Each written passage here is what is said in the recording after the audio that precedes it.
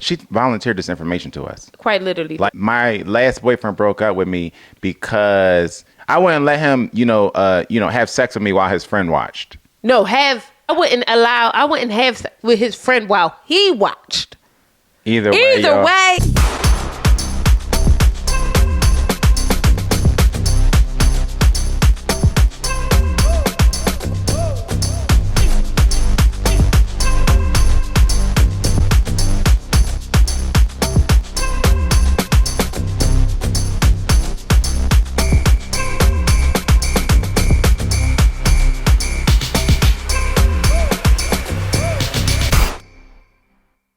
Hello out there. Welcome back to this episode of the Conner's Couch. I am your girl, Intisar Eleanor. This is my beautiful husband, Joseph. And we are back and we're talking all things Married at First Sight. Yeah. We're here with our drinks. Husband, what did you make for us today? Oh, so we was in the store. We saw some apple cider. So, I like to be very on theme. As soon as it hit fall, it's pumpkin everything. Yes. Apple cider. So this is a very fall theme drink. So this is with the apple cider. This is a candy. I call it the candy apple. Okay. So it's apple cider with caramel. Mm-hmm. You know what I mean? And then some bourbon. And that's it.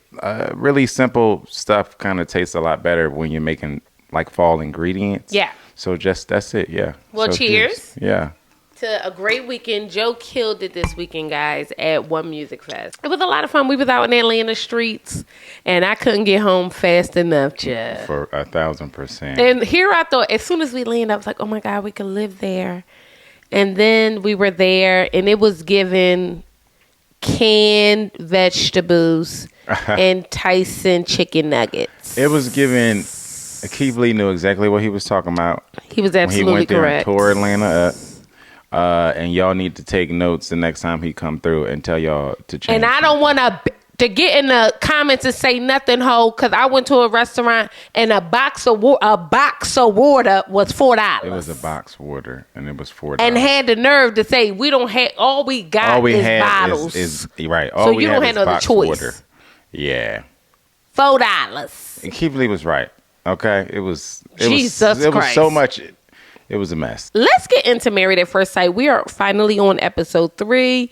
I believe at this point everyone is married, and we can really dig on in. We're going to go out of order a bit and just kind of hit what we can hit. So let's talk about Juan and Carla, because I feel like right now they're kind of leading it for me when it comes to, like, I don't know. I like them. I like Juan. I'm gonna say this. I do like Juan and Carla. I don't think they're leading it. To me, that would be Camille and Tom. Yes, Camille and Thomas. But I do like Juan and Carla.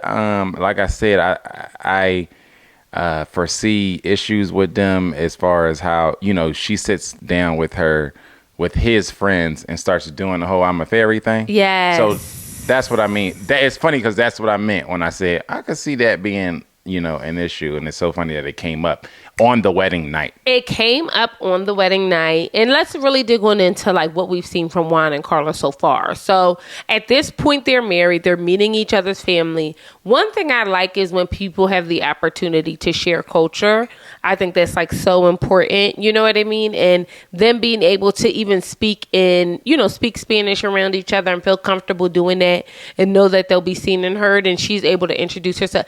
That kind of did something for me. I know it's just speaking their language, but we don't often get to see people just exist as themselves. 1,000%. I think that it's cool to see their vibe and see how they kind of, vibe off each other. That became very apparent very fast to me. And also, I think that it's right in line with what we were talking about a couple weeks ago when we were talking about, people cultures matching up. What I mean? Because that was obviously this is a short sample size of them, having to exercise chemistry. Yeah. But they was exercising over the merengue and the suave mente. Oh my God. So I was vibing with it. I was vibing with it too. Also, Juan's mother is stunning. Yeah. Do you think it's a red flag that her parents are not at the wedding? No, I don't, because this isn't your typical situation, right? Okay. So this is a situation where you're filming and you're filming a major, television production. Some people don't really get down with that. Some people are just very weird about being on camera. And it's funny, we was speaking about the festival. We were part of the activation for the festival was a photo booth, and I told, it was obviously free and everything like that. So I told somebody asked like, what's going on? I said, it's a photo booth, take a picture. You would be surprised how many people were like, oh, I don't take pictures. Like, okay, excuse me, Beyonce, like, you know what I mean? So people are weird about being on camera or taking pictures. It's just a thing. So I really don't judge nobody for that. I don't either. I judge those people who walk by the Red Cross booth. Yes. But I don't judge Carla's parents for not showing up. Because I feel like, you know what I mean? One, it's charity, essentially. Right. This is just, it just is what it is. But I think it's different. The amount of I don't do pictures, like with the like clutch my pearl attitude was very weird. But do y'all know people like that? Like dropped in, and do y'all know the anti-picture people? Because it just gave I'm running from the FBI to me. Or like I have to curate it myself, or what is this going to? You're going to use my likeness for whoop-de whoop-de whoop, and that may be the truth, we right? We do not know who you are, but and I big promise that. I promise you, I didn't stop you because I thought Beyonce. Not exactly. That's not why I stopped you at all. So one thing we learned about Juan this episode is what he does. So he's in construction, lives a very structured life, as he would say. And he has an application where if you're in the airport and you're looking for some community in the airport, then you can get on his app and see who's, bopping around or whatever the case may be. And you know what I thought about, Joe? And this is no shade on Juan, but ain't that why we got memberships to lounges? Like, yes. If I wanted to talk to somebody, I would just go to lounge. Yes. Also, funny story, in Atlanta, this woman had no problem talking to us. Oh, Lord, no problem at all. She was over talking. She was. First of all, I wish I could tell you guys how loud she was. Very. And all the information I know about her, all I will say is this. She left her man of 9 years, or he left her because she didn't want to swing a ding-a-ling with another man. And that man being her friend. And I could tell her business because she ain't my friend. Y'all, it was literally, she volunteered this information to us. Quite literally. Like, literally just with no asking or no probing, was like, oh, yeah, because I left my, my last boyfriend broke up with me because I wouldn't let him, have sex with me while his friend watched. I wouldn't have sex with his friend while he watched. Either way, it was none of our business. A lot of exposure. That's what it was. And honestly, everybody, although they were nice, and I love that about the South, I want to be 100. I love that. And I really admire how they want to get to know you. But shh. Please.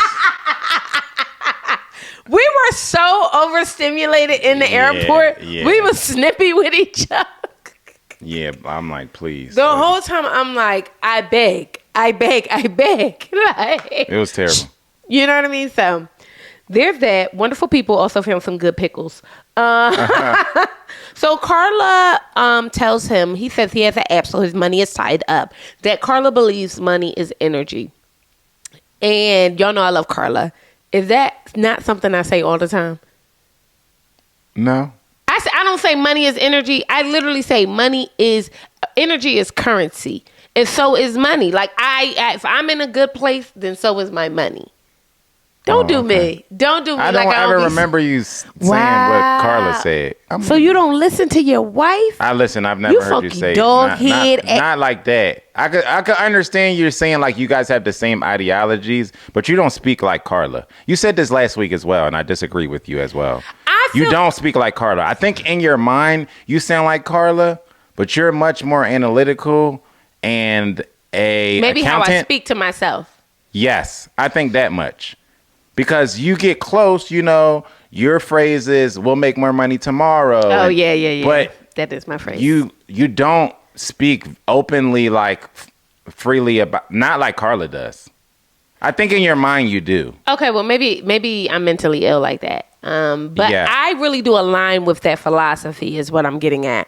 I do believe money is energy. Like, I believe I have to let some go to get more back. You know what I mean? I believe that it is cyclical, and however I look at it, however I vibe with it, is going to vibe with me in that regard. I don't think he completely understands how deep she feels that she don't care about money.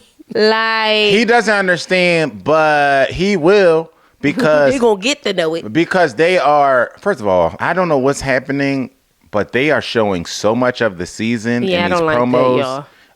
I feel like, correct me if I'm wrong, but I feel like they've never done this before. Where like before episode 1 even comes out, they're like, somebody cheated on each other. Yeah, we're on episode 3 only. Damn, we're watching the show.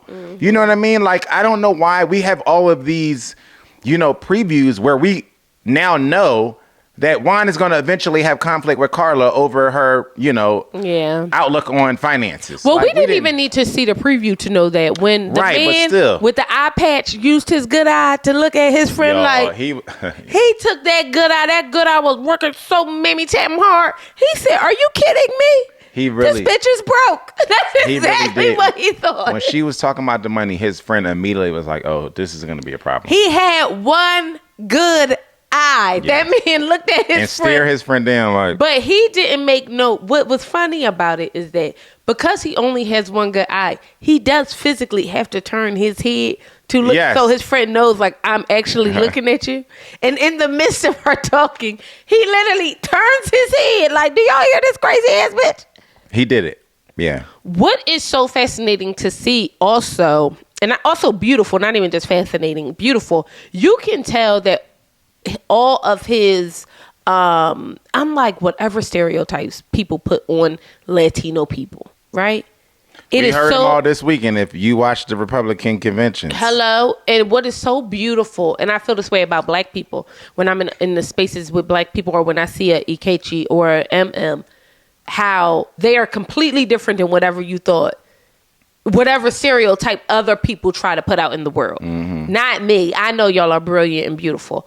You can tell that his friends are just as successful. Oh, yes. That's why brilliant. They was looking at her like she was crazy, too. Like, you better not be better him than me. She won't be spending my money. To the quick, like, okay, wait, what do you mean by that? Like, what do you mean? Like, he was not, it wasn't just like, oh, no, I just believe, like, I'm in this world. What did she say? I'm in this world to let people know that, like, a plan doesn't matter. He was like, well, a plan does matter. Yeah. Even like to hear responsible people, it just is beautiful to see. Like, I just like seeing all facets of because humans. It's such a conflict of ideologies. If anyone has been familiar with starting a business or being an entrepreneur, you actually need a plan. All you do is plan. Yeah. You got to plan for your groceries for the month, for your gas, for this, for that. You have to have a business plan for a loan. You need to have a financial plan. Yeah. Your whole life is planned and by a calendar. So it had to be jarring, and birds of a feather flock together. So I don't know what these men do, but it can't be too far off from what Ron does or what he's into. Right. So they got to be hearing, I ain't got no plan. I just go with the wind. And they like, oh, hell no. Literally. At the end of the night, because we could just move on to this. At the end of the night, Juan, why is Kamala Harris calling me right now? Kamala been texting me and calling me. Leave me alone.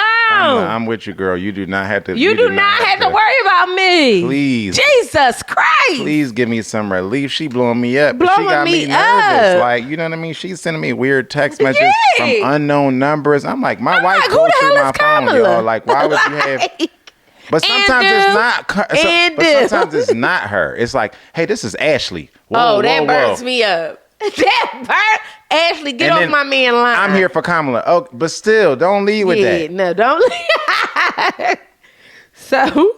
So Juan does a song for Carla at the end of the night. And I'm going to say this, y'all. And this is with all due love and respect.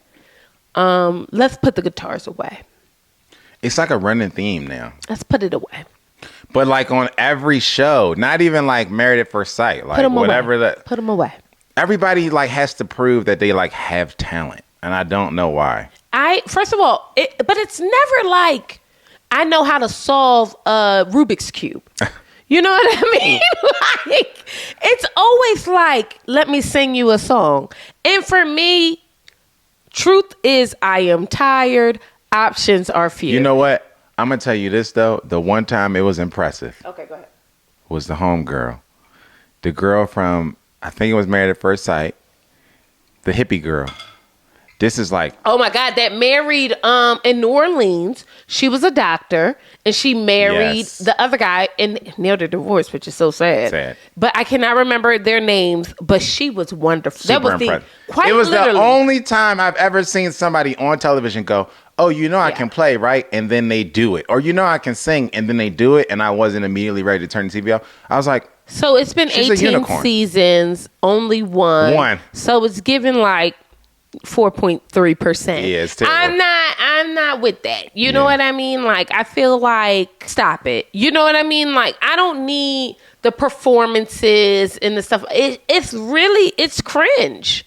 And I know that y'all just trying to, this is a part of your wacky, beautiful, abundant personality, but we need less of that. I really want y'all to not do it. I mean... I want y'all to not do it. To me, it's equivalent of opening up the hood of a car and playing with the thing, saying, I think I can change the oil. Like, if that's not your profession, don't do it. Yeah. This is people's actual professions. People are professional musicians. Everything is not a goddamn hobby. You know what I mean? Like, and y'all don't need to, like, prove to us, like, oh, because I have a guitar in the room. Like, oh, watch what I do to it. You know what I mean? Like, we just don't need it because the batting average is, I'm going to say, the other 1.5, because when Akechi can play a little bit. When he picked up the bass and he could play a little bit. The point I'm trying to make is enough, okay? Enough. So let's talk about, Camille and Tom. Like you said, Camille and Tom are front runners for you. I think that we learned a lot about Tom. Tom was in a 9-year relationship that did not make it to a marriage, and I love that he was honest about it and forthright, like, this is what I've gone through. And he literally said, I thought I knew everything at that time and I didn't, and now I'm being more conscious about committing to things. Like, I had issues with committing to things, and now I feel like I'm committed to this process and I'm committed to Camille. And he said those words exactly, and I kind of was like, winner, winner, chicken dinner. I mean, 100%. You know what I'm tired of? Everything being a red flag for single people. Oh! I just am so exhausted with y'all being, on these shows, and then these people are talking to their friends, and then the first thing they say out their mouth is, oh, well, he was, divorced, or he was engaged before, or he cheated on somebody before, or he was in a 9-year relationship and then it didn't make it to year 10.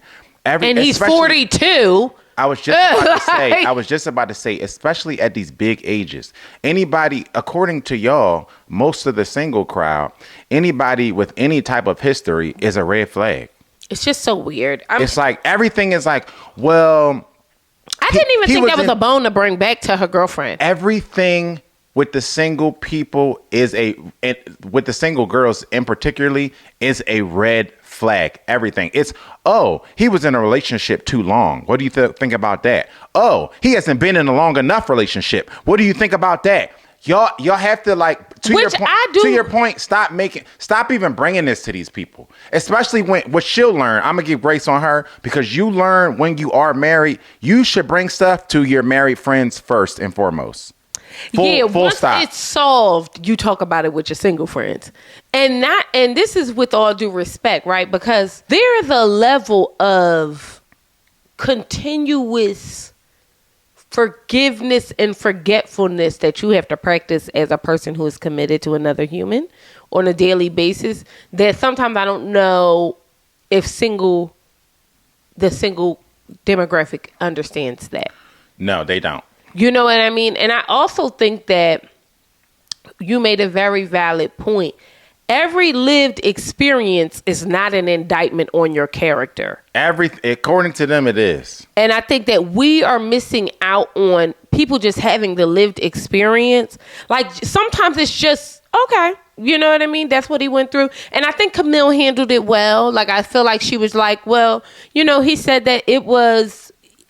at the end of the relationship. But even Camille made a did. mountain out of a molehill. Oh, he was in a 9-year relationship, and I don't know if that makes me wonder how committed can he be to me? He married you. He signed up to marry you. What more commitment do you need other than marriage? Literally. And one thing I will say about this, he has a twin. He wants to mirror some of the unconsciously. A lot of it. Unconsciously, he wants to mirror some of the accomplishments his twin has. You know what I mean? And that's because they just like doing life together. Yeah. And they like doing life where they can spend these big moments together. So I do think it's like, I think you can see the people around someone sometimes and just know, okay, we've all lived a life. But my thing is, who are y'all meeting who hasn't lived a life? At 35 and 36 and 37 and 38 42. and 40 and 42, like who have y'all met who's never made a mistake, never had an experience in a dating world that was iffy, never done anything wrong, never said anything wrong. But I'm also never ready for people to double down. Like, but it's just cheated. These people don't exist. And then everything is a red flag after 40-something years of life or 30-something years in life. Oh, he got, I heard that he plagiarized one time in college. How do you feel about that, girl? It's like, this is exhausting. Y'all can't be at these big ages and then be wanting somebody who just has no flaws and no mistakes. But also, in order to get to a place where we both are single, people are either getting their hearts broken or somebody broke their heart. Right. You know what I mean? Yeah, there's the times that it's mutual, but let's be for real. For the most part, nobody wants to leave a relationship unless they absolutely have to, or it's just like they absolutely have to and they move on mutually. So somebody is getting hurt. So the idea that you might not encounter someone who may have hurt someone's feelings or been on the other side of that, it's just wild. It's just wild boots. And to y'all, both are a red flag. It's weird as hell. And I thought it was weird for her friend to even say it like that. Well, because that's not even your energy. And I'm thinking, it ain't his either. That's what he did then. Not only that, Zar, anybody you meet, especially at 42 or 40 or whatever, you can pick apart the same way. Anybody. Right. Anybody you meet is going to have a past where they have some type of transgressions, some type of mistake, some type of thing that they wouldn't want to be publicly known. Anybody you meet, who are these perfect people that y'all are waiting for? But you know what also, Joe, and y'all not going to like this, and truth be told, I don't give a damn, okay? I'm ready for people to sit down and say, I lied and I cheated. It just, and I don't feel like I have to explain to other people why I chose to do something in my past that quite literally had nothing to do with you. No. It absolutely 100% had nothing to do with you. And that's what burns me up the most, that y'all will dwell over things that happened before you were even thought of in the womb. It's really wild to me. This man tells you that 10 years ago, he had some type of experience and everybody at the table is shaking it. Or not even 10 years ago. What do you think about that? Can you believe that? It's like, are you serious? But also, just because at one point in time I stepped out does not ever mean that at this time that's even something that I'm thinking about. But not only that, everybody is different in different relationships. Yes, and that's what when y'all get to learn that, you will really stop asking these stupid ass questions. I mean, you'll be freed up in a way that's why I take offense to these people who get in these conversations when they first meet somebody and the first thing they ask is about their ex. Because y'all not even asking the things that matter. What does a successful marriage look like to you? Because not only that, whatever happened between me and my ex has nothing to do. I be asking you about your ex. and I stand firm on whatever happened between me and my ex has nothing to do with you or who I am in a relationship with you. Once y'all realize that, it will really change because especially when you don't know the person, the first thing that you want to know about them can't be about somebody else. Right. It should be about them. But we perseverate on things that have nothing to do with us. And that's why y'all don't know if y'all voting for Donald Trump or Kamala Harris. No, facts. You know what I mean? Y'all all over the place, worried about things. Put the mask on yourself first, okay? And then you can go like, especially in this process where you know you're married to this person, you're going to move in with this person, right? So, do you leave the toilet seat up or do you leave it down? How do you feel about dishes? If I'm a girlfriend, the first thing I'm asking is how much money you make. How you feel? Are you a gift giver or do you believe in acts of service? Okay, who's the last person that got married in your life? Right. What's your relationship to them? Do you got a lot of married friends? Right. Or do you have a lot of single friends? What's your political affiliation? Literally, Let's talk about that. So many questions. What are we talking about? Have you cheated? Girl, goodbye. But also what it gives. Grow up. How about, no, literally. Right. But also what it gives is low self-esteem to me. And I know y'all not going to see it that way, but I do. But you know what it gives to me? Self-saboteur. Yes. So many of maybe y'all it's that. do Less low self-esteem, more so many of y'all are really allergic to prosperity. And when y'all have something that can actually be something, you have to dissect it to the point where you break it down to where now you're nervous about it. Literally. And now I'm nervous about it. Let's talk about Madison and Allen. Madison and Allen, initially, she is feels like she is on cloud 9. This is how she described it, not me, okay? And she's speaks to his friends, sits down with and speaks to his friends about how, she hasn't been able to get people to commit to her on a certain level. And although, she's so beautiful, she can't understand, and people usually think she's snappy or whatever the case may be. She is not getting those connections. You know what else annoys me? I'm sorry, y'all. We have a favorite podcast, and it's these two women who start every segment with, "This is what annoyed me today." Yes. And I'm sorry, but this is the time I'm in. You know what else annoys me?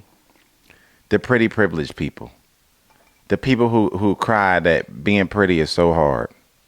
You know what I mean? And that's what I mean by the pretty privilege. They're negating the pretty privileged aspect of their life. And they only want to talk about how being pretty is so hard. And everybody just thinks I'm so beautiful. And it just makes my life hard. It makes dating hard. It makes everything hard. Madison gives that to me. And I'm just immediately over it. I think, so I have a theory about this. And I told Jazz this when we were having a conversation. That's my sister. She's talking about. Yes, Shout out. her and I were talking, and what I told her was, y'all go into these spaces with men where y'all want him to be just as pretty as you. You got enough pretty for the both of y'all. Right. The problem is that you dating men who in the world thinks he's just as pretty as you are. Mm-hmm. And so when he sees you, he does not value you. Mm-hmm. He see you like, whatever, hoe, I'm getting bad bitches.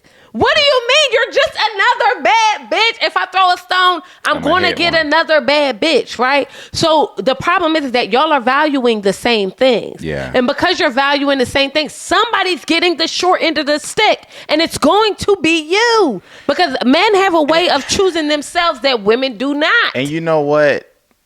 I want to know where the tide turned, where women started valuing that more than... Because...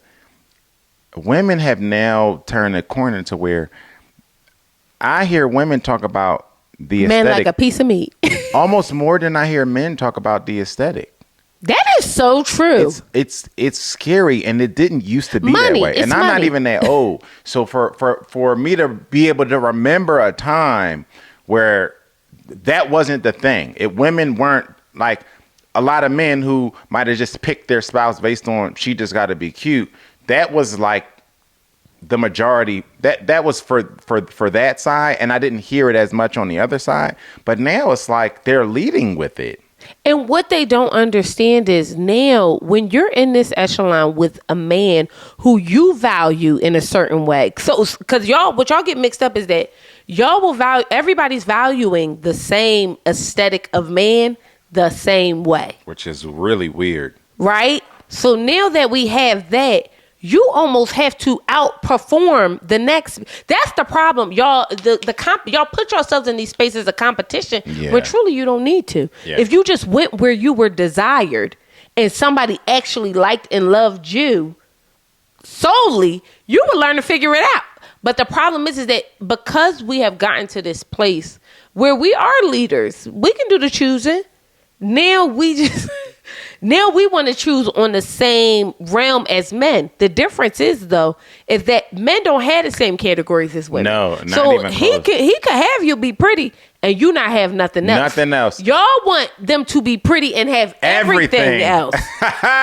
Literally, that's precisely and that's it. what y'all don't get, right? That's why it's not working. That's why I'm talking to people and I'm just like, and I talked, oh God, I be talking to single people and they be thinking because I don't say date, say date somebody medium ugly. And that's not because I think you should date somebody ugly. Joey says you just saying date somebody average. I'm saying date, the only criteria for a woman, for a man should be that he is a provider and he is absolutely obsessed with you.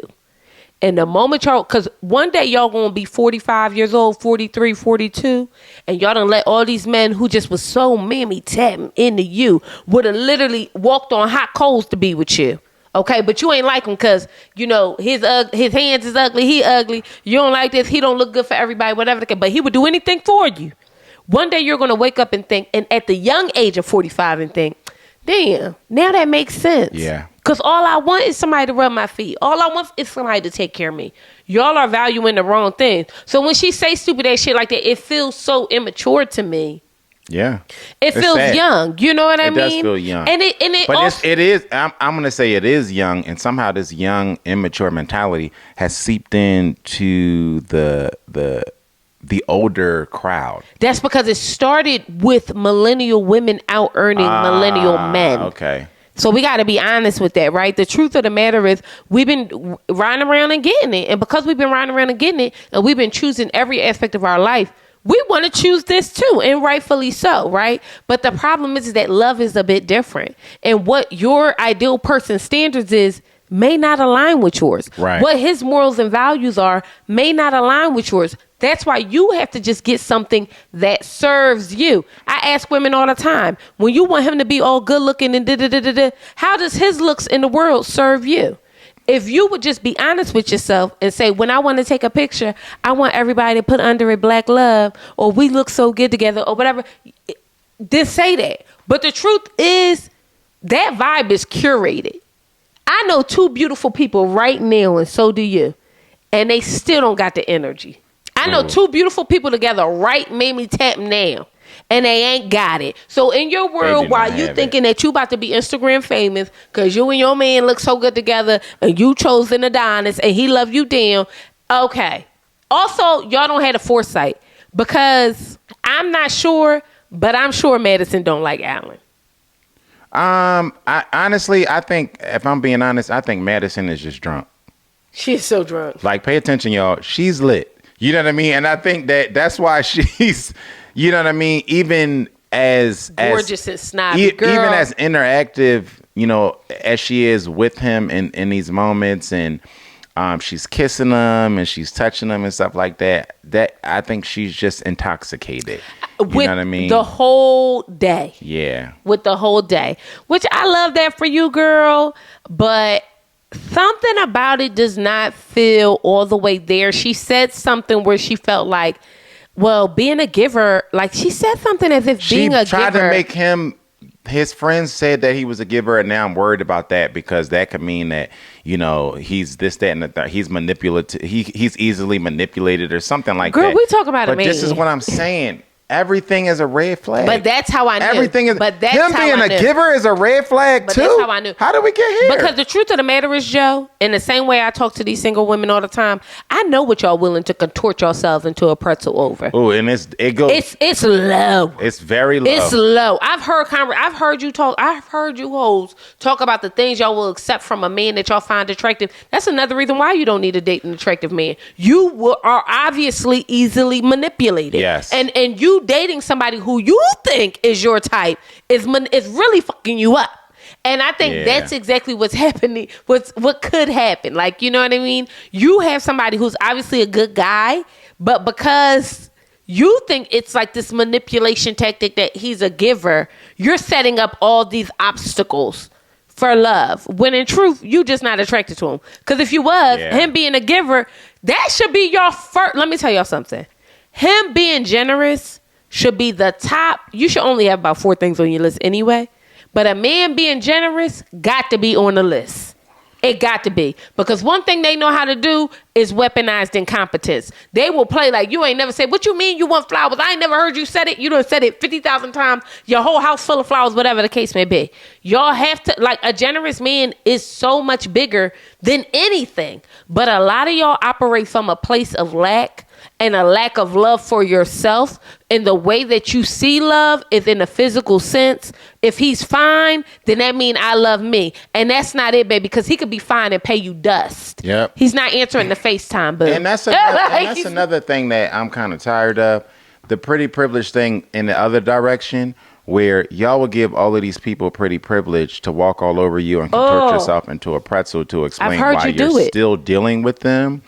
But then move the goalpost for somebody who is not as pretty, who is just into you and treats you well. You'll move the goalpost, but for them, you'll bend over backwards to explain why they couldn't show up for you, why they couldn't do these things, these very basic things for you, because you think that aesthetically they fit the mold.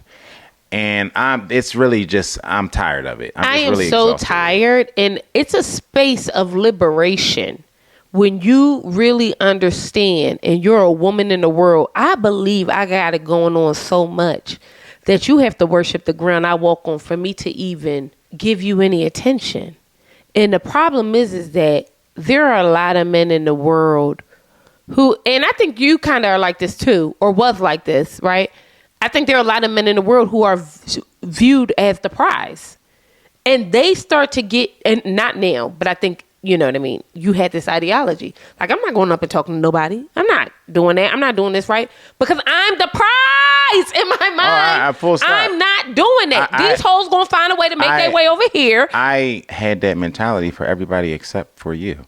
And you got grandfather into me not feeling that way. You know what I mean? I did get grandfather. You was the first, you know what I mean, person in my life that really made me feel like, oh, I'll do some crazy stuff for her.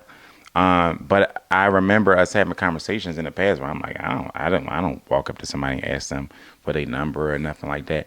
And that was before the swipe culture. You know what I mean? So let's chat about MM and Ikechi. Okay, y'all. I love black people. I love our black people. I think both of these black people are beautiful. That is my disclaimer. What? So what's following that then? This whole interaction gave me the ick.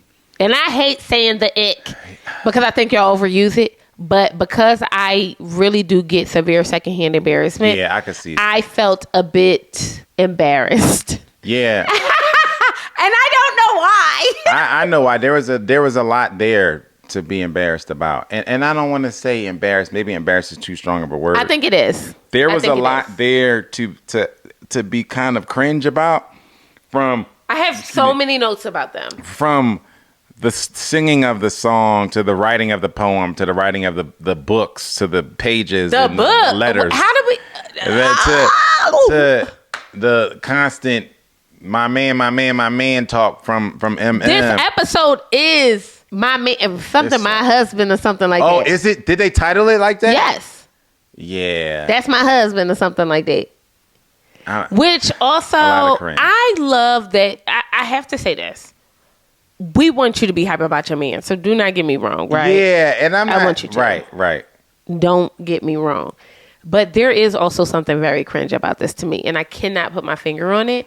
One of the things I think bothered me was the song situation. Ooh, that gave me the song. Like, the way that you walk, the way that you talk. You just met this woman, my man. You don't know how she walks, how she talks, how she acts. Why even do something like that? Why even do something like that? And this is coming from, we had somebody sing at our wedding. Yes, and it was yes. And the premise behind these things is the knowledge of the person. Yes. Right? When we talked about, like, you know, song choices and everything that went into our wedding, for me, was from a place of education and knowledge about my spouse. So it was like, I think she's going to like this. This fits her personality, blah, blah, blah, blah, blah. You obviously can't do that if you've never met the person before. Right, which I get. So, but the so way that just, you walk, the way that you that's talk, what I mean. was Just a bit steer away too from far. it. Just That was steer a away bit too- from it. You It don't could have have to been do like, it. I imagine the way that you, even if we just preface it. We'll lean into not knowing the person. Right. Like, you don't have to make it like, I knew you before we was together. Like, you don't have to do But that. how about the writing the letters to, he has a book. He has a book where he wrote letters to his wife. What do y'all think about that? The wife that he does not have, nor did he know. Okay, so this is another thing that is kind of like, secondhand embarrassment type thing. I understand people, they say that you should prepare, right? Yes, you should. You know what I mean? So that does indicate that, like, okay, you were preparing for this. You know what I mean? They say dress for the job you want, not for the job you have type thing. So I can see. So he's manifesting. Right. Full stop. I get that. And that's a beautiful thing. Everybody who's Carla, she's a fairy. I'm all of that stuff. KT's a we fairy love all of that too. stuff. Right.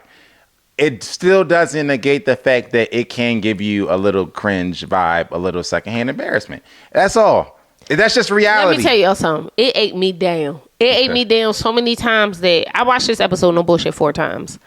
And I probably fast forwarded literally I do this thing like, I cannot be bothered. You know what I mean? Because she wants this whirlwind romance so badly. And I think he is giving that. Because I'm going to tell you, as much as we are sitting up here talking about this singing aspect and everything, she loved it. She absolutely loved it. She absolutely loved it. But that's why I think as a collective, I don't think EKG is cringe. I think the whole thing the experience was cringe. And that's and honestly, full disclosure, that's coming from people who know each other down to the floor. Yeah. So I can see how maybe somebody who is just getting to know their spouse, or you know what I mean, might feel like, oh, this is. But are we still writing poems? Are people doing that? I think dedicating a piece of work or art or a song to someone is beautiful. I'm not going to lie. However, they love that. Somebody else did it on a previous season. No, a lot of people do it. We just watched them do it, and they was all giddy about it. The problem is I ain't with the person I'm supposed to be with, because you get how cringe things make me feel. Y'all, I'm not. And I would just not say something. I would just be like. What's funny is I'm actually a musician. Like, I'm actually a person of, you know what I mean? These people doing all these things, you would think they would have my background to do them. I would never do anything like that. Ever. And but he also knows I'm like, is it the Anita Baker coming to sing? Then you need to get your ass up off them drums, because I don't give a fuck. I'm done. Like, I need a break. It makes me itch. That's what I'm saying. Like, it just also, I think the intention behind it matters more to us. It is loving. But I don't think that it lessens the cringe at all. So they spoke about why they are actually in this process. MM owns her own practice. She's a nurse practitioner. She said that she doesn't like the dating sites and she wanted a different alternative. So she came this route, which I think for a woman of MM's stature, if I'm being honest, married at first sight is a very good idea for her. Because I think that sometimes we get analysis paralysis. Yeah, 100%. I think when you get to that point in your career, things have to look ding, ding, ding, ding, ding, in order for you to make a move on it, when in truth, that's not how love works. And I think that just giving it up a bit to somebody else, I think it makes sense in her regard. 100%, because I think so many women in her position treat their love life like they treat their job. Yes.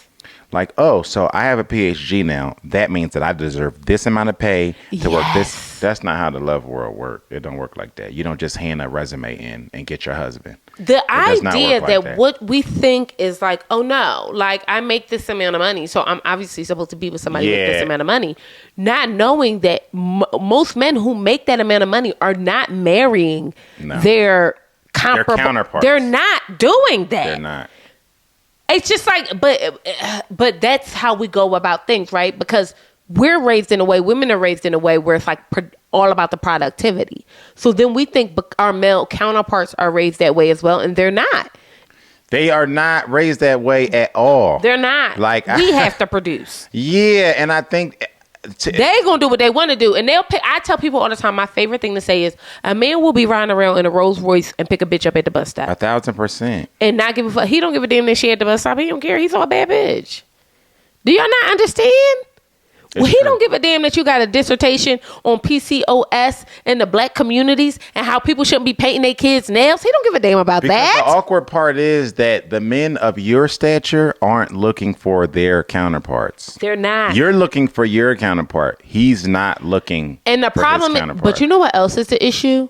Y'all will want somebody who, is your counterpart, but y'all are not the vibe.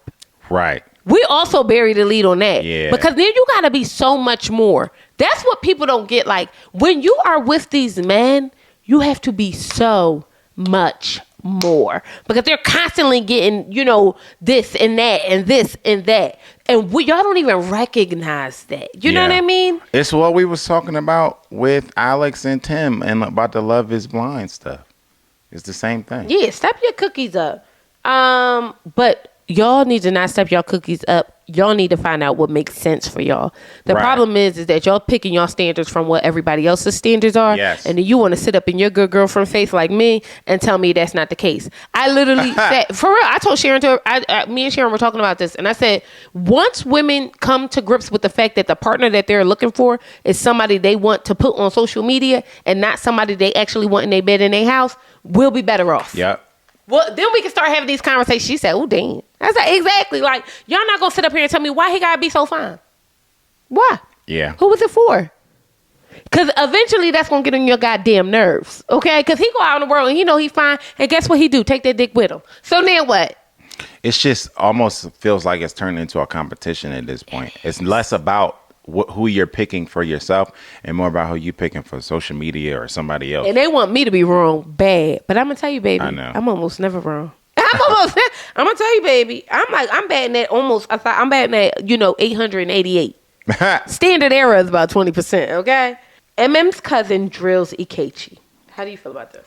It was whack. I'm also tired of the macho man, like, I got a bunch of hard questions, you know what I mean? Because that's my little sister, that's my little cousin, blah, blah, blah, blah, blah. This is another area where y'all should be asking questions that get to know the person. But he did ask pointed questions, Joe. No, he didn't. And I think that asking somebody about their ex, more questions about old relationships. That's what this was. It was. Ask about the person.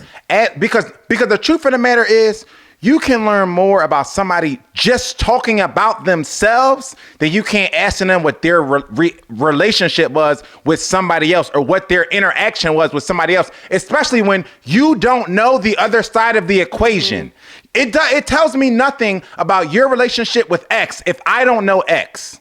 And what's a very good point that you made is that this, not that you made this point, but this is comparable to what Camille's friends did.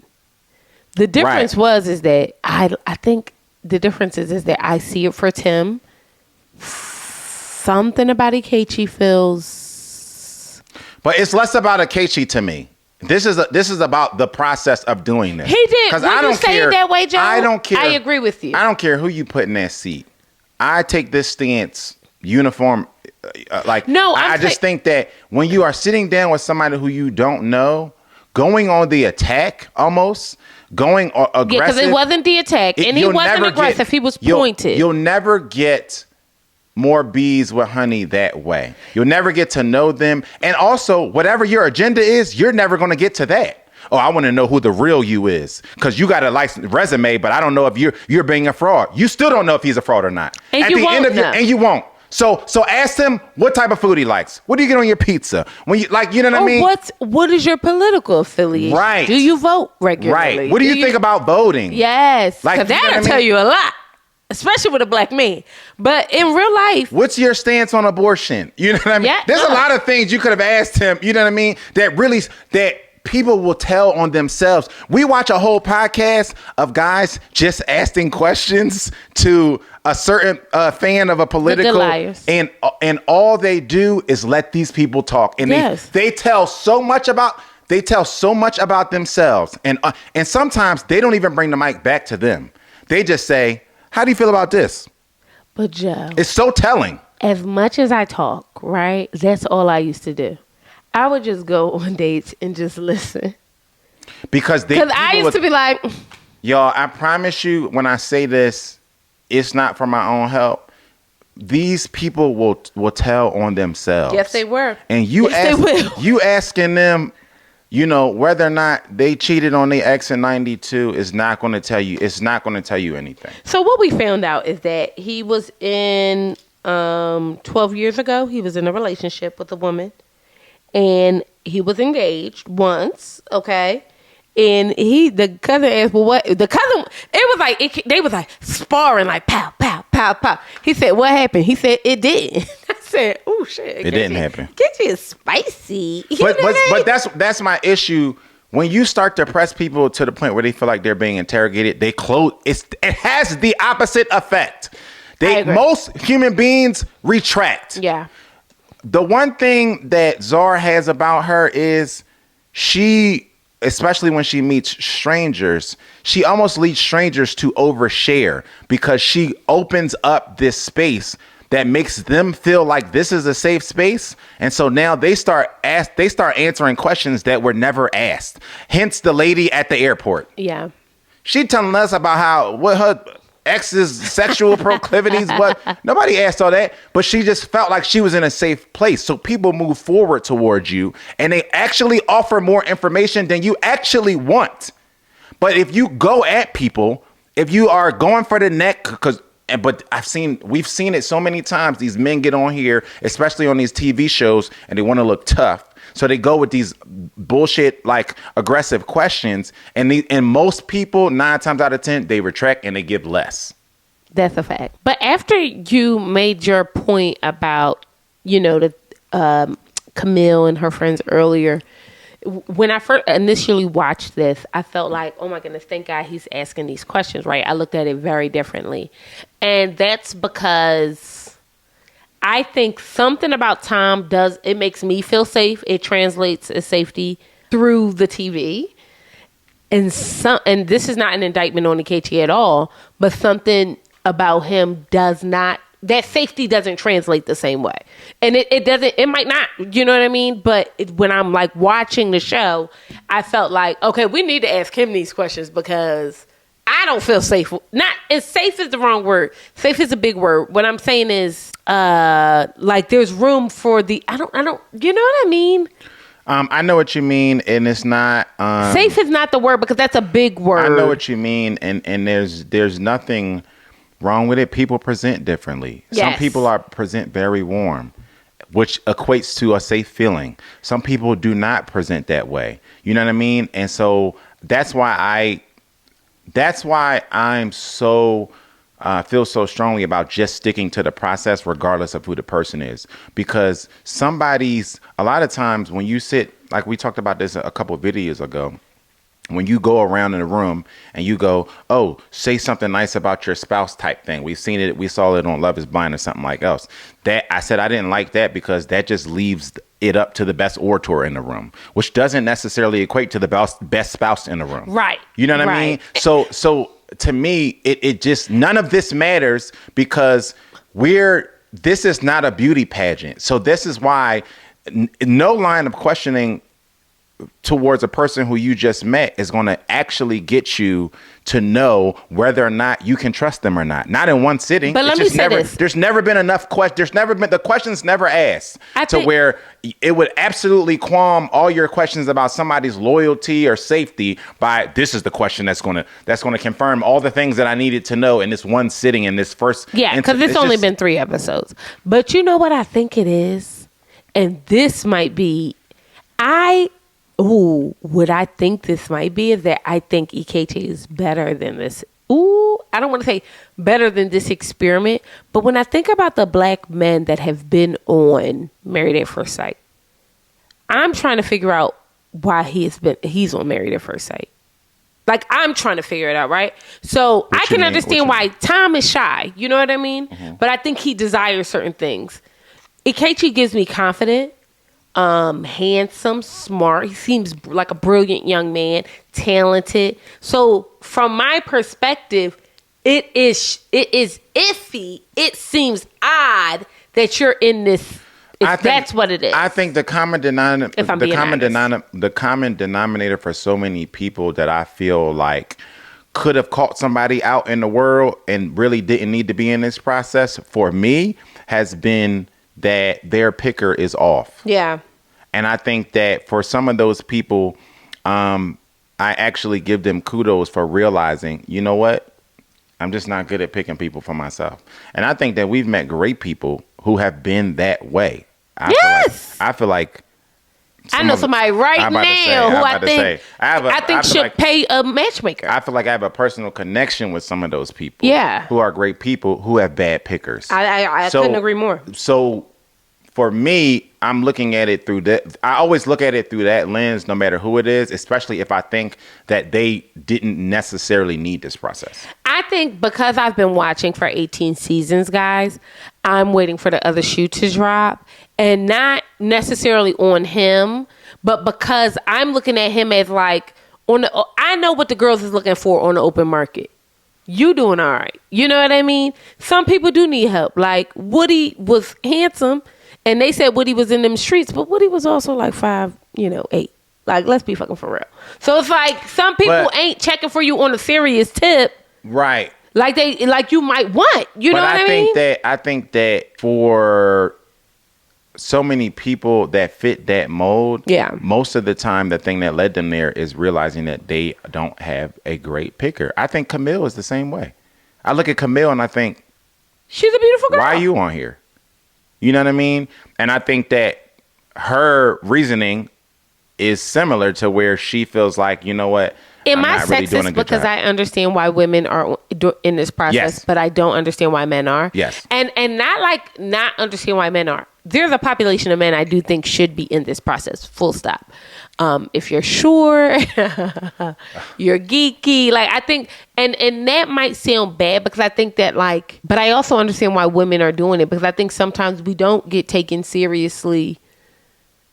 The person that we want to take us serious is not taking us serious. And then we continue to pick that person over and over and over again. And I think having a bad picker is not reserved for only women.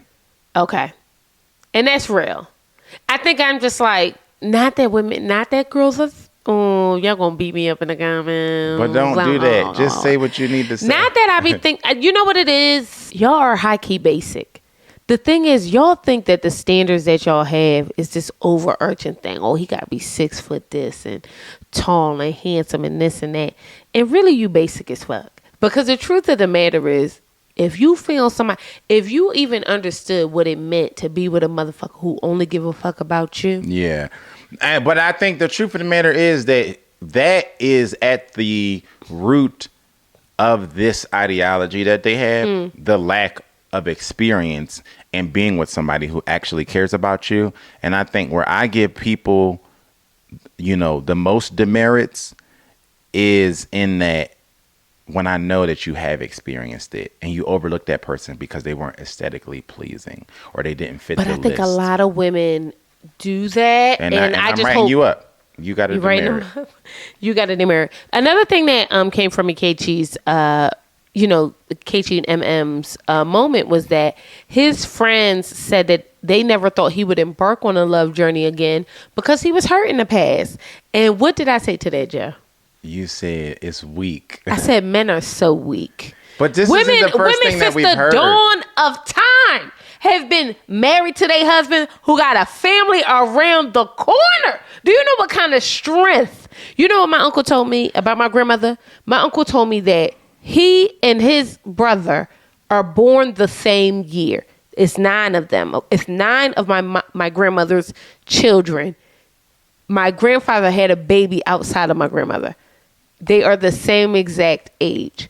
This man wouldn't even go see this other child, okay? And my grandmother used to write the checks for the child support. Do y'all know what kind of terrible, like what that does to a woman to have to do that week after week? Now, mind you, this is a different time. And women had to depend on the men in order to get credit cards and houses and travel and whatever the case may be, right? So all of those things are true. But the needs those needs is passed on to the next generation. That stomach, whatever womb those girls that she had, like laid up in, that's passed on. Okay, it's like these innate genetic things that are passed on to the next generation because of the environment. Men are weak. You telling me, even if the bitch cheated, even if it was a sleeping in my bed Drew Hill situation, and you came in with your blonde hair, and that woman was laying up with Nokia, there is no reason why you would not want to, like, are you kidding me? You done wrote women off because one bitch cheated on you? Okay, so slow. Let's back up. They didn't say that he wrote women off. They say he's guarded because because his heart was broken. And I also say this, no part of that is surprising to me, because I always say men focus on having a hard exterior, but that leaves the interior to be softer than women's is. You're right? like eggs. just tap it in the crack. Yeah, because he's one of many. Like, you know what I mean? Yes. Like most men do not handle heartbreak well. And if they do, that's why we say things like you're going to create a terrorist, because most men do not handle heartbrik well. And then they go out into the world and they make the next one pay. Yes. You know what I mean? It's just a thing of humanity. So I'm saying all that to say I'm saying sorry to all the women that came after me. Okay? Because I done ran through some niggas. I've done some terrible things, and I be praying for these people when I go. Like, sometimes I be like, I really was a terrorist, and I'm sorry, So I'm sorry to all the women that came in. Yeah, because I'm not very forgiving. So this is why she here, because this is the most forgiving. That's how I knew I loved her. The way I terrorized you too. The way I just was like, you know what? I don't care. Come home. I don't care. I don't even care.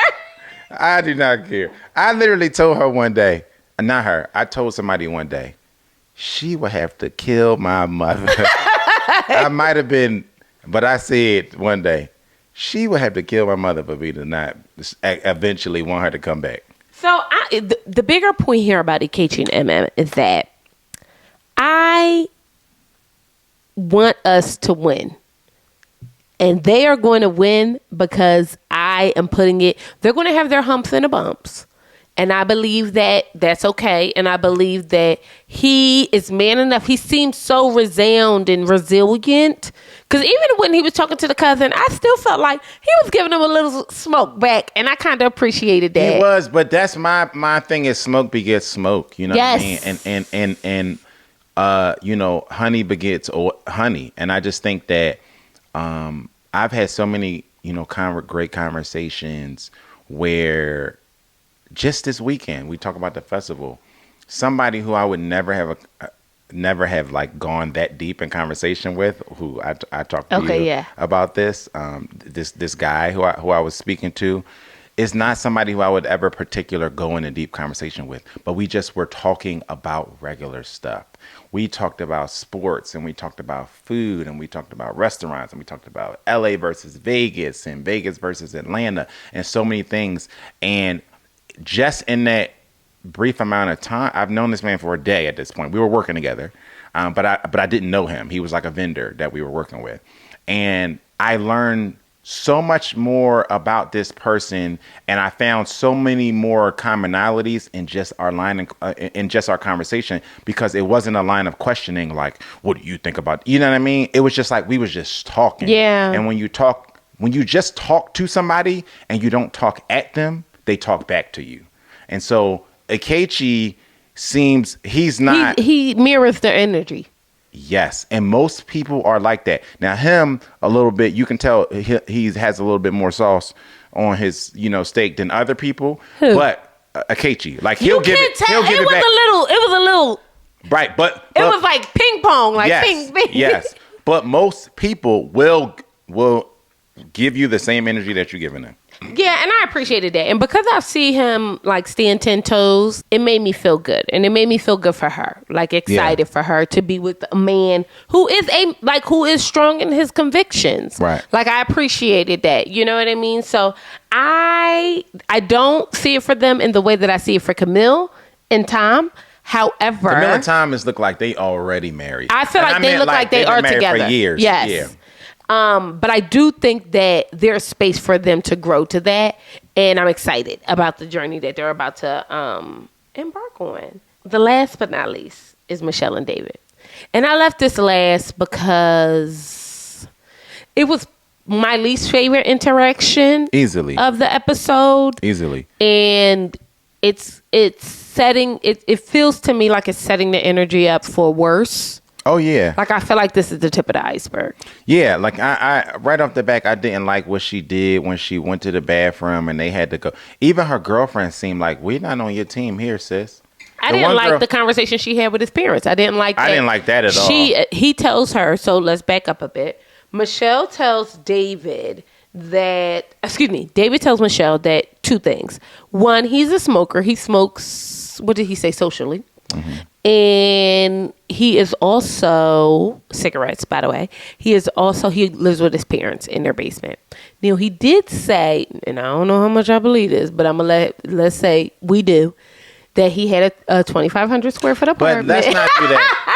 Let's He said it, not me. But what I mean is, we don't have a reason not to believe him. You're absolutely correct. He's done nothing to this point that indicates he's a bull-faced liar. You're let's take him for his word. He had a 2,500 square foot apartment that was a slash business that it was a bar or business that he was into, that he converted into his living space. He said that it felt lonely or whatever, and so he ended up moving back moving back with his parents, and his parents said that they wanted him to be there because he does things and he helps out. All of that checks out, especially when you understand the culture of it, which her girlfriend said to her in the bathroom. So there's several things about this interaction that kind of bother me. The first thing is they're having a dance, and when he spoke about her having blonde hair and blue eyes, it felt fetishy to me and just weird as hell. Like, it just felt icky. Like, when I saw them blonde hair and blue eyes, and I'm like, ugh. Like, you know what I mean? Like, that could be your preference, but that's weird. Yeah, I mean, they both had a... When she said she wanted light-skinned man... I was about to say, they both had a little thing, and maybe it's only weird to us, but they both had a thing aesthetically where they asked for very specific things, and they went over that together. You know what I mean? Yeah, and they got what they wanted. She did make mention of when she saw him, she thought he looked like the genie. So I don't know if she really liked the man bun. I don't think she's attracted to him. Just her energy just feels like... But what's also weird is that nothing about her gives to me that she dates light-skinned black men. Or anybody aligned with the black culture at all. I would agree with that. I'm not sure where it came. I mean, we don't know. It came from somewhere. It came from somewhere, but she doesn't give that. And not that everybody... Not even like to be warm to the presence. You know what I mean? I've met a white girl that I was like, oh, you at the cookouts, ain't you? You know what I mean? Or like accepting. Because it doesn't have to be that you like, no, Quisha, and you acting like that. It could just be... Oh my God, we just had... This just happened to us, y'all. What? I'm going to be tight-lipped with this because... more people watch us than we realize. Okay, wait. I'm gonna be tight-lipped with this, but I have a coworker who we went out with or whatever, and I told Zar, I said, she kind of, gives, you know what I mean? Like, she kind of gives like she be at the cookout. You know what I mean? We meet this coworker's significant other, and they are brown. And he was a light-skinned black man. And I said, it's a vibe. Like, I was like, I was not surprised. He said it like 2 days. Yes. It might have been like 2 days or something like that before. Yes. It's an energy. It's a vibe. And I'm saying that to say Michelle does not have that. Like, at all. I mean, like... So when she said it, when she said it, it felt fetishy then. Yeah. Because... Huh? Yeah. You know what I mean? I don't know. Also, not to round back on MM and EKG, but she asked him, was he her type? Was she his type? And he said, I don't have a type. And that to me was the answer. That was the answer. That's Everybody why I don't have see a type. No, fuck that. If he said it correctly. So this is not an indictment on EKG because he said it correctly. What he said was, I mean, you're beautiful, but I don't really have a type. I think that was a nice way to say you're not my type. What I'm trying to say is women don't align with that, right? Those things sound cool, but all he had to say was... He couldn't say that. He couldn't just say, yes, you're my type. No, she's not his type. This is what I'm trying to say to you. That was a nice way for him to not say. And it was a nice way. Let me be clear. It was a nice way, but he couldn't say, no, you ain't my... No. But Joe, you don't understand how that's... Stop playing with me like you don't think that... Somebody can perseverate on that. I will be thinking about that all You're a different animal, though, Zar. Joe, you trying to tell me... I think it went over well. I think the proof is in the pudding. I think she moved past on. I don't think she thought about it another day. Well, we gonna see. Yeah. Ain't we? And I want y'all to come back to this. Timestamp it. Because I want y'all to come back to this. Because that, to me, was a telltale sign. When I say y'all have to listen to people, that's what I'm talking about. See, y'all be thinking it's like, oh, something else, right? Because if a man really thought you was beautiful, he would never answer it like, I don't really have a type. It was clear to me that he was trying not to say something mean. That's what... So then why are we trying to... Don't try to contort me into a pretzel. You know what I'm talking about. He was trying... No, I'm not trying to contort. Joe, I said that. You knew... I just said that. First of all, you knew what I was getting at with that Ikechi is not... I said that, sir. I said that he was trying to avoid saying that she wasn't his type. But no, what you said first was, some people don't have a type. No, that's some people, not. If you're a man and you're attracted, first of all, two things can be true. Yeah. But the truth of the matter is, if a woman asks you if you are her type, and this is somebody you're dating, and you answer, would you have preferred him to say no? I would have preferred him. No. I'm not saying what he said was wrong. Don't misunderstand me. Okay. What I'm saying, what he said is something to listen to. That's why I'm saying these things. Like, I'm saying, like, y'all got to hear what people are saying. Yeah. I'm not saying what he said was wrong. I think he answered it perfectly. Yeah, because I don't know how else you would have gotten out of that. I think he answered it perfectly. However, I mean, the way to get out of it is to say, I think you're beautiful. No, he could have said that's also not answering the question. But guess what? Anyway, you don't want to answer that question truthfully. If a that woman person is not going to go back and say, well, but that doesn't mean, what does that mean? No, they're going to say, well, he think I'm beautiful. That's enough. That means I must align with his type. Let's stop, like, we got to stop playing like people. Y'all be getting on my nerves. Because we also got to stop, like, what I'm saying is so far-fetched and crazy. If you are asking somebody, am I your type? And then they say, I don't have a type. You shouldn't ask that question. That is the answer. Don't ask the question. That is the answer. It is the answer. And that's full stop, right? Yeah. So you can be, I know a lot of beautiful people in the world that I don't find attractive. And I can say you're a beautiful person and still don't see it for you. And what I'm saying is, do I think what Ikechi said was perfect? Yes. But I also am saying we also have to listen to the things people say out their mouth. Yeah. You know what I mean? And stop. Yes, she moved along from it, but I did not. It didn't sit well on my spirit. Because if you don't say, oh, baby, I think the sun rises and set on that ass. I don't see it for you. How do I know you love me if you are not obsessed? That's if somebody who I don't think is cute asks me, am I cute? I really don't know what to say. Like, I don't. And right now, I'm a loss for words. Like, I don't know what I would say. Like, I really don't. So... That's hilarious. Back to Michelle and David. So David drops all these bombs on Michelle. He's a smoker. He lives at home. What I did not like. But don't do. Wait a minute. That's what happened. I don't think he said that he was trying to pace himself, but he wanted to be transparent. So I don't think he did nothing wrong. I don't think he did either. And I don't feel like it was a lot of bombs. I think he said, you know what? Something about me. I smoke. Let me get that out there. You know what I mean? And I live in my parents' house. You know what I mean? And I think... And he also understands, he's so self-aware. Yeah, that's what I was about to say. That somebody might think of it incorrectly. Or that somebody might say something during this wedding because we doing all these sit-downs. Exactly. So he's like, let me get ahead of this. I'm in the basement. And I don't think he did anything wrong with that, right? I don't either. I don't think this is a David issue. This, it's not to me. And I think I spoke about this before when we were talking about interracial relationships.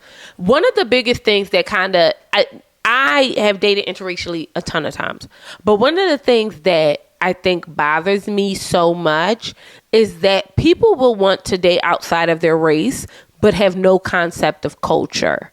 And we spoke about this before about how my mother did not want me to leave the house. She did not see why I needed to move out. I wasn't married. I didn't have any children. She was like, and if I had children, she would be like, stay in the house. Like, it's just us. Like, we'll raise the babies or whatever the case may be.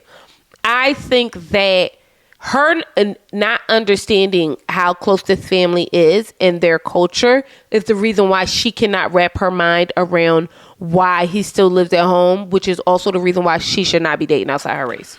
I think so many parents from yesteryears, reservation on interracial dating, at the root of it is understanding culture. I think at the root of it is knowing that your son or daughter will be with somebody who understands their background, their outlook on the world, and how the world looks at them. Yes. Right? And I think that a lot of times that's at the root of it. In our effort to be so evolved and so progressive, we overlook that that's a real feeling, and it's also not a negative feeling. Just like I heard somebody say to their son who was dating outside of their race, something to the effect of, you already have enough obstacles in life. I just don't want you to add another one. Right. Right. That's a real statement. And understanding it as a brown person, like most brown people completely, when you hear it, you're like, yep, completely understand that. Not to knock anybody's the choice or decision to be open, and that you should be open and you should love who you love and date who you want to date. But I will never chastise a parent for coming from that place of, you already black in the world and you brown in the world, and now you're going to be brown in the world and black in the world with somebody else of another race, and you're going to be looked at differently because of that. They're going to be side-eyeing you because of that. Like, don't add another layer to the oppression that you already just deal with just because you exist. But, and this might sound bad, and I don't want this to, because I do believe there are successful interracial relationships. Yeah. But I think what the bigger picture is that you are looked at a certain way outside of the home. And when somebody doesn't understand your culture, you go back home and you get that same misunderstanding. And now you got to explain it in your own house. And I remember the moment it was for me, and having, I remember it was like a police shooting or something. And they were like, well, do you know him? Like, I was I almost said that. I said the N-word. I was upset. No lie. I was like upset, like crying, because I just, like, I just couldn't believe it. And they were like, well, I don't understand why you're upset. Like, do you know these people? And I was like, okay. This is a cultural thing. You know what I mean? And this is what women mean when they like, I don't want to explain this and I don't want to have to go through that. And I absolutely 1,000% get that. And I get that because I've experienced it. And that's what this is. Yeah. Because we're not talking about a man who never lived by himself. Right. Or a man who don't work, who's a bum, man who don't work, who don't got a job, who his parents don't take care of him. And he didn't say that, and they didn't say that. But they actually said the opposite. They said he helps us a lot. That's exactly so what our she doors said. are open, and our doors will always be open. Because he knows we need help doing certain things or whatever. Not only that, we're talking about a mother who's a cancer survivor. We don't know what that did to the family, how that changed the dynamic, how he had to step up in certain ways. And it's like we don't care, right? Like, she hates the fact that she grew up in a small town so much that this small town mentality of living at home is a trigger for her. Yeah, which sent her into the bathroom spiraling. Which her friends know she's a self-sabotager. And they're sitting there like, I don't think this is a big deal. If you go out there and see how close his family is, you'll understand why he lives at home. But even that was a big statement for whoever that friend was. Kudos to you, friend. Yeah, she got it. Because she said specifically, this is a very close-knit family. Yes. She said that to her in the bathroom. From meeting them once. This is her girlfriend. From meeting them once. This is her girlfriend. So I think that just spoke volumes to who that person was. 1,000%. And also who you are not. Right. That's all I was trying to say. It's very clear about who you are not, right? And that's the scary thing when you think about your black boys dating outside of their race. Like, she don't even understand why a mother, like when I tell you my mom takes so much pride about cooking it. Jonah, my mom will come to our house, buy a bunch of groceries, cook for days and days and days, because that's just who she is. And she takes pride in like pouring in to her family like that. If you've never come from that, or if you're running from that, moreover, you would never understand that. So he's not this city boy that you want him to be. You know what I mean? Like, but you really want him to be Doodah, and he's not. Not Doodah. But the major thing that you said was running from that. Yes. I think this has potential to be such an issue because you yourself is dealing with something so deep that has nothing to do with David or his mother. You're dealing with something so deep, running from Wichita or wherever she's from. You are running from that, and you want so bad for your identity to be the anti-small town girl that you met this man whose family gives him a small town, vibe, and it's almost offensive to you. And you got to deal with that with you and your guy and your therapist. But I think it's the whole family give her the small town. I think it's the whole family. Yeah. But also, you beautiful. In your beautiful brain, you couldn't have thought you was coming on a show in the city of Chicago, okay? Where they nothing but bad bitches and beautiful men. Successful men. You couldn't have thought you was coming on Married at First Sight to get one of them. No, Zar, I think you couldn't have thought that, baby. Zar, I think you didn't think that. I think they really do. You didn't think that. I think they do. I think they sign up on these shows and they think, they're going to give me the cream of the crop. They're going to give me, They're going to give you the cream of that crop. That right. It's going to be the cream of the crop, but it's going to be that crop. Yeah. You know what I mean? And that's what I think we're misunderstanding here. Like, because to be honest, the cream of the crop is not signing up to be on a reality TV show. Period. Full stop. They just are. And I'm talking about on the men's side. They just are not. Do you know how many bitches they would have to call? They're just not. They're not doing that. And I'm not saying you're not going to. You might not. I'm not saying you're not going to sign up for Love is Blind or Married at First Sight one day and meet your husband. But I'm saying the numbers say that these men that everyone is, because everybody looking, because y'all all looking for the same man. We got to remember that everybody else is looking for. They not signing up to be on Married. That's why we haven't seen an Adonis yet, y'all. We won't. Because if he was available, he wouldn't be on motherfucking Married at First Sight. He's not available. He's unavailable. Okay, and that's why I'm like, girl, what did you think? You had to think but not only that, I'm going to give her grace because it's her wedding day. Wedding days are anxiety driven. She did not really have a lot of control over this. She seems like a person who requires a lot of control. What I can't get with is you signed up for a show called Married at First Sight. So the one thing that you should have been able to wrap your brain around is the fact that you had to relinquish control over who your spouse would be at the end of that altar. For you to be crying in the bathroom over that makes no sense to me. I really sometimes get stressed out because I feel like if you make a commitment to yourself, just honor the commitment that you made to yourself. It really don't have nothing to do with nobody else. And I think that it's hard to watch this because I can see somebody who doesn't trust themselves having anxiety about something where your past self was committed.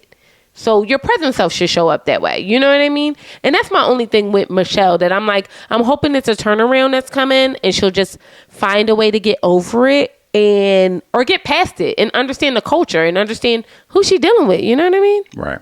We hit it, guys. I hope you guys enjoyed this episode. This is the Conner's Couch. I'm your girl, Intisar Eleanor. This is my husband, Joseph. And y'all need to bust down and tell us what y'all thinking about these people, honey. We on episode 3. The rest of the season, they done already gave it to us. So I guess y'all can talk about whatever y'all want to talk about below. And we'll see you beautiful mother jumpers later. Bye.